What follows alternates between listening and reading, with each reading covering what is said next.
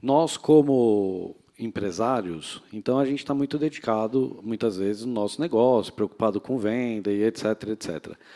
Me deu a sensação, e a gente já fez, na nossa empresa, a gente já implementou a inteligência artificial para atendimento ao cliente. Então, hoje, quem acessar o site do grupo, já o primeiro atendimento está sendo feito por inteligência artificial.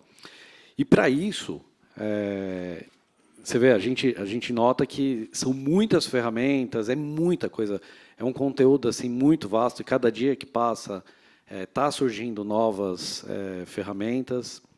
E isso acaba deixando o empresário um pouco confuso até no que fazer e como implementar.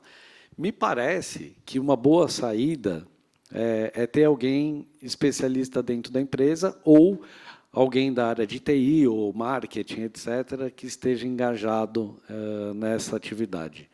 É por aí o caminho? A ideia para a gente iniciar uma implantação de algo nesse nível é por aí? Eu acho que o Luciano trouxe a questão do entendimento do problema, mas ela também tem que caminhar um pouco com a parte técnica. O que vocês acham sobre isso? Qual a dica que vocês dariam para nós de iniciar nesse mundo aí de inteligência artificial? Posso? É, Bom, até na minha apresentação eu trouxe um pouco disso, né, falando da alfabetização digital. Então, embora o empresário, ou quem está à frente da empresa, ali, CEO, enfim, não importa, é, ele não vá fazer, mas ele precisa saber o que fazer. Né? Precisa conhecer o problema, como foi muito bem colocado, mas saber quais são as possíveis soluções. E aí buscar os técnicos que vão executar isso. Mas eu nem colocaria como responsabilidade de uma única pessoa. Do presidente ao operacional, todo mundo tem que saber quais são as possibilidades. Porque a saída, muitas vezes, para um problema, para um gargalo, ela não está no presidente, mas ela está na linha de frente, ela está no recepcionista, ela está no agente de viagens, ela está no pessoa do aeroporto lá que atende o passageiro. Então, todo mundo tem essa responsabilidade e precisa ter esse conhecimento, né, e ser envolvido nas decisões.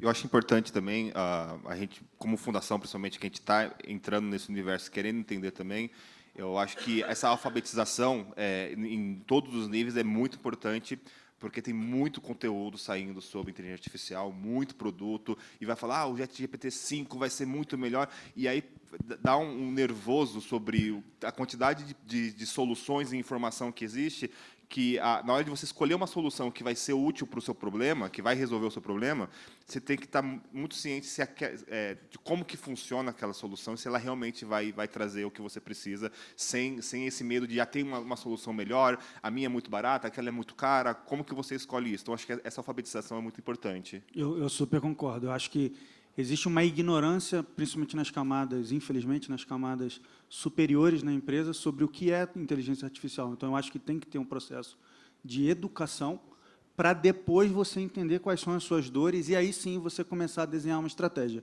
E um outro ponto que você mencionou na sua apresentação, e parabéns por isso, é que toda empresa deveria criar um conjunto de regras e procedimentos para a utilização de inteligência artificial. E aí, acredita em mim, quanto maior a empresa, maior o problema, maior a dificuldade para criar esse conjunto de regras. A gente está passando por isso agora, porque, senão, todo mundo vai querer usar, todo mundo vai querer fazer alguma coisa diferente, e você pode compartilhar dados sigilosos da sua empresa num mundo onde você não conhece. Então, eu acho que esse é mais ou menos o caminho. Eu acho que, por exemplo, a IA pode facilitar muito leitura de contrato, mas você está subindo o seu contrato numa plataforma Exato. que não é sua, e você não assinou um contrato, você tem que ler o contrato, como que funciona o tratamento de dados, para saber se você pode subir aquele contrato para ter essa análise. Exatamente. Luciano, quer Só complementar? uma questão. Da minha experiência, os aspectos importantes aí de ética, né? Os regulatórios já estão resolvidos. Se a empresa tem uma lei que já regula para que eu posso usar esse dado, se eu posso vender, se eu não posso, né? Eu estou menos preocupado com esse aspecto, porque no Brasil, inclusive, a regulação ela é firme. Eu acho que falta ainda uma discussão nas empresas do papel da inteligência artificial. Eu acredito que a inteligência artificial vai ter uma potência muito grande na empresa inteira. Isso tem que ser uma discussão que está no conselho, que está permeando toda a organização. Ah, ela é tática. Cara, então quem tem que conhecer essa educação tem que começar pelo quem toma a decisão tática, da eficiência operacional de uma atividade, de uma linha de negócio. É, não é técnico mais, né? A grande beleza do que acontece em AI hoje é a gente usar linguagem natural, é a gente começar a interagir com essa potência na forma como a gente fala. Então, a gente falou de no-code, a gente falou de chat. Cara, é cada dia menos técnico. Eu acho que falta a discussão de qual o papel na minha indústria, na minha empresa. Falta a gente estudar um pouquinho alguns fundamentos, não AI para classificar, para segmentar, para recomendar. São 4 famílias do que isso vai fazer para a gente, né? Então, eu começaria por aí. Temos uma pergunta aqui na plateia, já passo para o Prado também, por favor. Bom dia. Eu queria fazer uma pergunta para o Daniel e para o Luciano. A gente está falando muito em analfabeto digital, né? Eu tive algumas conversas antes de vir para cá e eu tive uma informação que, para alimentar o IA, né, eu gasto muita energia. Né? Eu tenho um investimento energético muito grande. E o IA também, ele tem a base de cálculo o seno e o cosseno. Isso procede? Se for isso, aumenta mais ainda o analfabetismo digital, porque eu tenho que ir lá atrás, no professor de matemática que está educando a nossa juventude para entender de IA. Que isso vai afetar diretamente, não a minha geração, mas as futuras gerações. E é o futuro do país. Tá. Isso procede. Né? Eu E a posso- Europa está olhando a América Latina como futuros data centers, porque aqui a gente tem energia solar de sobra para armazenar todas essas informações. Só queria ver se isso procede ou não. Obrigado. Obrigado. Sim, usa muita energia e tem uma infantilidade ainda do estágio que está essa massificação. Então, pensa que eu faço um modelo hoje para resolver qualquer problema. Eu vou treinar o ChatGPT para resolver qualquer problema. Isso é uma burrice, né? É como se você monta uma empresa em turismo que vai ser a melhor para qualquer destino, para qualquer orçamento, para qualquer. Isso não faz sentido, né? Então, por que a gente vendeu uma empresa tão rápido? Porque a gente pegou um problema mais específico, eu preciso de muito menos dado, muito treinamento. Então, naturalmente, né, tem uma tendência grande de eu ter modelos verticais, modelos que consomem naturalmente menos dado para funcionar. Quem faz esse heavy lift hoje, quem faz essa força mais bruta, são as big techs. Eu não vejo uma grande atratividade na América Latina e nem vejo as empresas europeias dominando isso. Cara, são empresas americanas primordialmente e eu vejo muito mais desenvolvimento de data center submarino. Então, usando baixa temperatura, os caras pegam os containers e colocam aquela estrutura num mar gelado para evitar a questão de calor. Então, ainda é incipiente, eu não faria nenhuma projeção de gasto baseado com os GPUs, com os processadores de hoje. Os modelos ainda são muito, muito toscos, eles têm que ser mais precisos, mais direcionados. E a gente fez 2 empresas, na última a gente não conseguiu contratar ninguém no Brasil, porque a gente precisa de gente que gosta, por exemplo, de geometria analítica. E se eu fizer uma pesquisa aí, pouca gente da audiência, por exemplo, vai dizer que ama geometria analítica. Isso é uma coisa que a gente tem que correr atrás se a gente quiser ser vetor da evolução dessa tecnologia. É isso. Quando a gente fala de predição de dados e tal, a gente está entrando um pouquinho na esfera aí de ciência de dados. Aí, quando a gente entra nessa esfera de ciência de dados, sim, a gente precisa de um conhecimento específico, né, para matemática, enfim, muito grande. Quando eu trago em voga aqui a discussão sobre alfabetismo digital, é o beabá mesmo, é o básico, é como usuário. Porque eu vejo uma ignorância geral, né, da população e dos empresários, dos profissionais, sobre o que é, como usar, para que serve. Como foi dito, a gente não pode confundir o desenvolver com o usuário, com o usar, né? Então, quem desenvolve, sim, vai precisar. O programador, eu falei de no-code. O programador, ele vai deixar de existir? Não, mas ele vai fazer as soluções no-code para nós, usuários, criarmos as soluções para os nossos negócios. Então, é meio que cada um no seu quadrado. E, sim, há um déficit de programador, há déficit de cientista de dados, porque a educação ela não recebe os devidos investimentos. E as pessoas também querem um atalho, né? Então, também é isso. Muito bem, Prado. Pessoal, bom, parabéns a todos vocês aí, foi realmente uma lição, né? Parabéns, Ari, parabéns a todo mundo que organizou. E, de fato, né, a gente precisa muito, o analfabetismo é grande, o Luciano e o Daniel, todos vocês falaram das dores, né? Eu acho que, de fato, nós temos muitas dores, e o questionamento de quem é responsável para mandar isso daí ficou claro também, que é permear toda a empresa. Mas, na realidade, eu queria fazer uma constatação aqui, né? No turismo, Ari, tem muitas dores. Tem as dores do hoteleiro, tem as dores das agências, das cias aéreas, enfim, de todos os nichos. Está aí, Ari, uma provocação de como a gente sentar e verificar o que dói na agência, que o hotel pode melhorar, a companhia aérea e vice-versa, porque as dores nós temos, mas muitas dores internas provém de fornecedores, etc. Então, está uma provocação, de repente, para fazer, e, mais uma vez, eu falo, parabéns aí, esse evento fantástico, e se pudesse perguntar aí duas dicas aí, Luciano, Daniel e demais, para a gente tornar as nossas empresas com mais valor, né? Como o Luciano fez a comparação o valor que a Mex pagou pela Carso Vangoli versus a última empresa que eles venderam aí para o Nubank. Como que o turismo pode gerar mais valor nas suas empresas? Obrigado, Prado. Quem começa? Daniel? Luciano? Salomão? Vai lá, Daniel, você tinha puxado o microfone. Não, pode começar, por favor. Eu acho que o Prado já respondeu.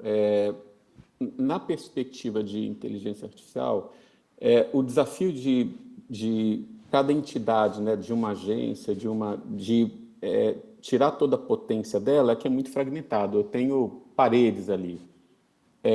Uma organização, uma plataforma que permita eu enxergar mais eventos, enxergar mais pontos de acesso, né, touch points, isso muda o jogo. Isso tem, né? Pensa no por que o Google consegue ser tão efetivo. Porque ele está cruzando a informação da navegação, com da busca, do search, com do YouTube. Né? Por que o Facebook faz a mesma coisa? Porque você vai lá e clica, né? Você treina ele, você de graça treina quando você dava um joinha na foto, ou quando você fica tempo de tela que você fica. Então, pensar em como é que eu capturo comportamentos, como é que eu capturo intenções e não só realizo uma transação, né? Tem mais valor se eu sair do papel da minha empresa, fazer uma transação e eu controlar uma relação, controlar o desejo da viagem, controlar todos os touch points da viagem. Então, eu iria por aí. Eu vejo que a gente precisa se preocupar, por isso que eu enfatizei a importância da escola, que é a gente remover esses silos, né? O turismo ele é formado de muitos silos. E, no final, o que a gente precisa entender não é o hóspede, não é o passageiro, é o cliente, é a pessoa. Todas as soluções elas têm que focar na experiência do visitante, quando é um destino, ou mais um hóspede, quando está no hotel, mas é o cliente, é uma pessoa. Qual é a necessidade quando ele sai da casa dele e ele chega para ter umas férias, como eu estou saindo agora de férias, qual é a minha expectativa quando eu sair da minha casa para ir para o Chile, para viver esses dias, essa semana com a minha família? Em cada touch point, em cada ponto de contato ali com as empresas, como é essa experiência? Como a tecnologia ela pode ajudar? Então, uma organização onde todo mundo se conversa pode começar a tirar esses gaps, né, eliminar esses gaps através de integração, principalmente integração. Ontem eu estava numa operadora conversando e o ponto que a gente chegou ali é que falta muita conversa entre os sistemas ainda.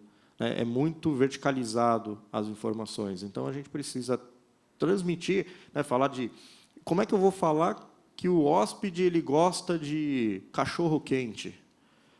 Quem tem essa informação? O agente de viagem que vendeu? E como essa informação chega no hotel? E como essa informação chega no comércio local que está do lado do hotel? Não chega. E a gente já tem mecanismos para isso. Falta uma organização, mas falta primeiro sentar todo mundo numa única mesa e colocar isso em pauta para que seja desenvolvido. Ok, mais uma pergunta? Ó, pessoal, nós temos 3 minutinhos, eu vou pedir para acelerar em respeito ao nosso colega, que daqui a pouco precisa sair. Apesar de não ser muito meu forte falar em 3 minutos, vou falar menos de 3 minutos, vou falar só em 1. Bom dia, meu nome é Isabelle, eu sou da B2B. E a gente já hoje trabalha a automação de comissões, já estamos em conversa com outros sistemas, Daniel, como é o caso dos PMS, que são os sistemas de administração dos hotéis, para trazer soluções sobre faturamento, comissão e a própria reserva online. Então, essa conversa de ecossistema é nosso forte, e por isso eu me senti impelido de pegar o microfone e falar um pouco para vocês que, na minha opinião, na opinião da B2B, principalmente, de todos nós profissionais que somos de cada silo e estamos fazendo a curadoria das soluções dentro da nossa tecnologia, é que a inteligência artificial tem que estar nos produtos. Então, quando você fala os touch points, é exatamente isso. Ela não está nem na TI, nem no marketing. Ela está nos produtos. Qual é o produto do hotel? É a hospedagem, ok. Onde a gente pode, então, aplicar formas de um robô trabalhar em prol do bem-estar, da experiência, onde a gente pode botar um humano para fazer essa parte e livrar o humano das tarefas mecânicas para colocar ele para sorrir, porque isso ainda não está sendo robótico. Então, por exemplo, o pagamento das comissões, hoje, ele já é uma realidade. E já está automatizado, já está na mão dos 4.500 hotéis que a gente integra, por exemplo, na mão de mais de 4.000. Então, é um caminho que já está sendo trilhado. Eu acho que está mais fácil entender onde tem inteligência artificial, onde tem automação dentro do nosso setor. Tá? Bom dia. Obrigado. Obrigado. Pergunta? Eu gostaria de dirigir a minha pergunta ao Daniel. Turismo é um sistema complexo, intersetorial e transdisciplinar. Como a IA poderá unificar a visão de um sistema tão complexo como esse sistema e, de alguma forma, facilitar a compreensão desse universo?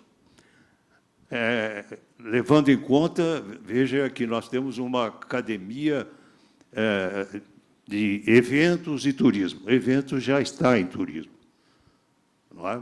E assim por diante. Vamos levar várias áreas que estão no... E o exemplo maior disso é a dificuldade das contas satélites, não é? Para realmente, até hoje, não há um sistema absolutamente capaz de aferir as contas satélites do turismo. Então, eu pergunto, a IA terá realmente uma possibilidade dessa pesquisa? Que honra, né? Isso, eu recebi uma pergunta do professor. Mano Muito B. bom.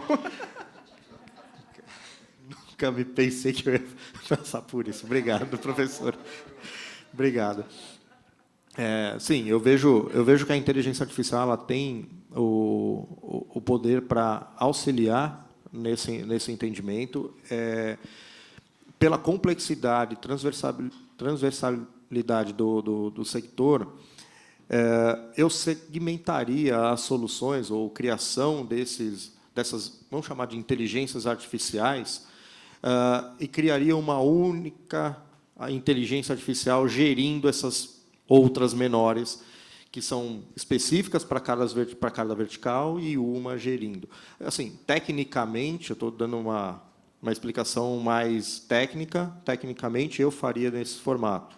Teria que botar na prática e ver como isso se comporta. Mas eu vejo que a inteligência artificial, de forma geral, ela tem como auxiliar, sim, no segmento do turismo como um todo. E eu creio que existe, por exemplo, acho que em nível federal a gente tem o Turistec Hub, que é vinculado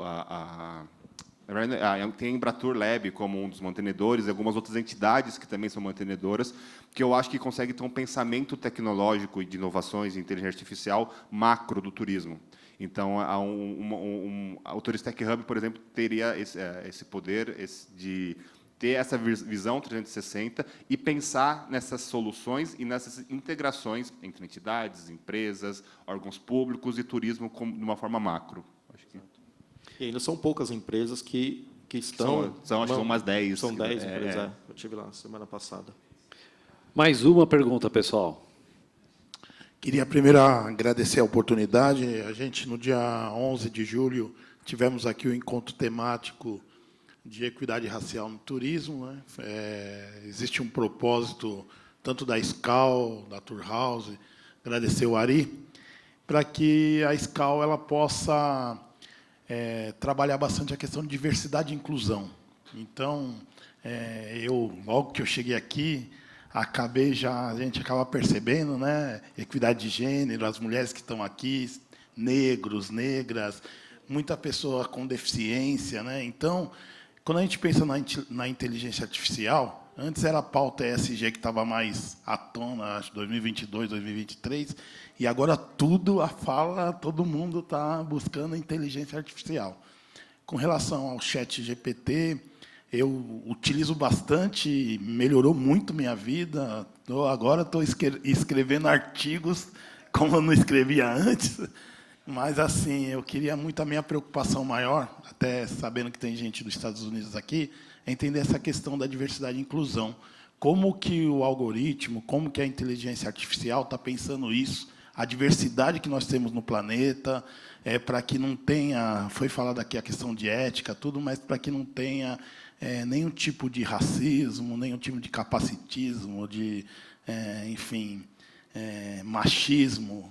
Ou seja, que tenha realmente, que ela traga essa possibilidade. Do ponto de vista de negócio, eu já percebi que está substituindo grandes empresas, né, a tecnologia, por menos pessoas e mais recursos financeiros, tal. Como que a gente vai dar conta disso e como que vocês, que são especialistas, vê essa questão? Finalizando, falando um pouco sobre reconhecimento facial e agora a gente chega nos prédios, eu mesmo já tive dificuldade de eles não enxergarem a minha face, e ali a hora que vai passar, não passa. Então, eu queria entender como que vocês estão pensando nessa questão de diversidade e inclusão na inteligência artificial. Muito obrigado. Bom, é uma excelente pergunta, é uma pergunta difícil de ser respondida, mas, na minha visão, eu acho que a análise preditiva de dados, né, aliado à inteligência artificial, vai fazer com que a gente conheça previamente quem está chegando nos nossos hotéis, com a visão hoteleira aqui. Então, o que nós tínhamos no passado, né, e nós alimentávamos, como eu falei aqui, manualmente, isso dependia de um ser humano, com a percepção dele, Eu acho que a inteligência artificial vai ajudar a gente a conhecer antecipadamente quem está chegando nos nossos hotéis e aí preparar o nosso staff para atender individualmente cada indivíduo, desculpa aqui a redundância, mas entender especificamente o hóspede que está chegando. E aí, com isso, a gente tratar de forma adequada, respeitando todas as diversidades e todas as suas preferências também, né? Não só fugindo um pouco da pergunta da diversidade, mas todas as preferências que os hóspedes têm, e aí a gente conseguir dar uma acolhida melhor a quem está chegando nos nossos hotéis. Então, eu iria através de dados com inteligência artificial. Eu acho que esse é o caminho. Eu acho que está evoluindo muito. Eu acho que cada vez mais a gente tem uma diversidade, pelo menos na ponta dos hotéis, enorme. Se fala muito disso. A gente tem na Accor uma pauta recorrente. Eu faço parte do board da empresa. A gente se reúne uma vez por mês, por 2 dias, e toda vez, o Rafa já presenciou alguns desses eventos, toda vez a gente fala, a gente trata o assunto, a gente endereça essa pauta, e eu acho que agora a evolução disso é a gente ter a ponta do hotel mais preparada para atender. É isso. Eu creio que a evolução das ferramentas também, decisões que seriam tomadas por seres humanos, que até poderiam carregar algum tipo de preconceito, misoginia, Exato. racismo, a máquina treinada para isso não traria essa questão. Mas, ainda assim, a máquina precisa ser treinada e ser melhorada. Há uns 2, 3 anos, se você pedisse no DALL-E, por exemplo, ou no Midjourney, a imagem de uma mulher brasileira, muito provavelmente traria algo relacionado a algo... Ao samba, mais sexy, alguma coisa assim, que foi se mudando porque entendeu-se que aquela resposta dada não era uma resposta ideal quando você fala de toda a diversidade que a gente tem no Brasil. Então, mas eu acho que com a evolução das ferramentas a gente consegue ter uma análise mais técnica do que as decisões que seriam tomadas por humanos que poderiam carregar algum tipo de preconceito. Isso. E assim, você falou do ChatGPT, de utilização do ChatGPT. O treinamento dos LLMs ele é feito com dados. A gente já falou bastante disso hoje. E quais dados foram usados ou são usados para treinamento? Você tem livros, você tem sites, você tem fóruns. Então, os dados de um LLM, como um ChatGPT, ele tem viés. Ele tem viés. Então, ele é treinado e refinado para que não haja.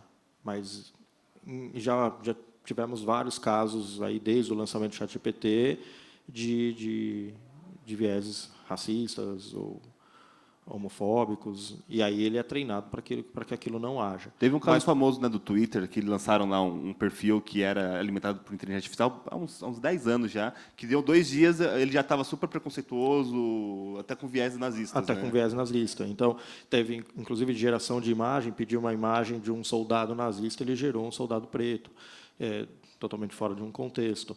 Então, assim, a inteligência artificial é a máquina treinada por dados, mas feita por humanos. Então, na verdade, a sociedade precisa mudar, em primeiro lugar, para que os dados incluídos e usados no treinamento eles sejam dados sem vieses dessa magnitude. Então, quem tem que mudar somos nós primeiro.